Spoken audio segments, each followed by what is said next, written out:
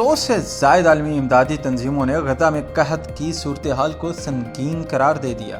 गजा एक ऐसा खित्ता जो पहले ही जंग, मुहासरे और बमबारी का शिकार है, अब भूख के दहाने पर है। 100 से जायद आलमी इमदादी तंजीमों जिनमें doctors without borders, save the children और ऑक्सफाम शामिल हैं, ने गजा में कहत के सूरत हाल को इंतहाई संगीन करार दे दिया है। इनका कहना है कि लोग भूख से मर रहे हैं और आलमी बरादरी खामोश तमाशाई बनी हुई है। गजा की वजारत सेहत के मुताबिक सिर्फ गुज़श्ता 24 घंटों में मजीद 10 अफराद कहत के बाद जान की बाजी हार चुके हैं और इस हफ्ते के आगाज से अब तक 43 अमवात हो चुकी हैं। अक़वाम मुत्तहिदा खबरदार कर चुकी है कि अस्पतालों में खुराक ना होने के बराबर है। मरीज कमजोरी से बेहोश हो रहे हैं और बच्चे भूख से तड़प रहे हैं। इमदादी कारकुन अब खुद भी खुराक की कतारों में खड़े नजर आते हैं, अपने अहले खाना को बचाने के लिए अपनी जान खतरे में डालकर। एक कारकुन ने बताया, हमारे साथी खुद कमजोर हो रहे हैं, आंखों के सामने मिटते जा रहे हैं। मार्च में इमदादी सामान की तरसील मुकम्मल बंद कर दी गई थी और अब जंग बंदी के बाद इसराइली कार्रवाइयों ने सूरत हाल को